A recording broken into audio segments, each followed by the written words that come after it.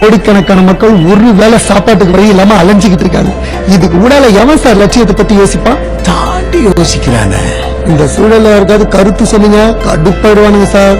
கடுப்பாயிடுவாங்க தான் சார். வாழ்ற காலத்துல முடிஞ்ச அளவுக்கு 4 பேருக்கு நன்மை செஞ்சுட்டு நல்லபடியா போய் சேர்றது பெரிய லட்சியமா வச்சுட்டு வாழ்ந்துருங்க சார். Reality sir. என்ன ரியாலிட்டி? இவங்க வாழ்க்கை எதை நோக்கியா போயிட்டு இருக்கு? எதையோ நோக்கி ஏன் சார் நம்ம வாழ்க்கை போனோம்? அது எப்படி நம்மள நகர்த்திட்டு போதோ அதுக்கேத்த மாதிரி சந்தோஷமா நாம நகர்ந்து போயிடணும் sir. Nature of law sir. என்னையா லாலுன்னு அவங்களை ஏத்தி விட்டுட்டு இருக்க? நீங்க எல்லாம் கடைசி வரைக்கும் வாழ்க்கையில ஜெயிக்க போறதே கிடையாது. பாக்குறியா? எதுக்கு சார் ஜெயிக்கணும்? வாழ்க்கை என்ன ரேசா?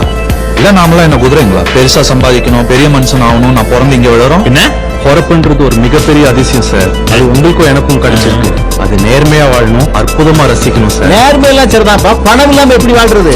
ஆனா வேணும் தான் சார். ஏதோ வாழ்றதுக்காக சம்பாதிக்கலாம், ஆனா சம்பாதிச்சுக்கிட்டே இருக்கிறதுக்காக வாழ்ந்துடக்கூடாது சார்.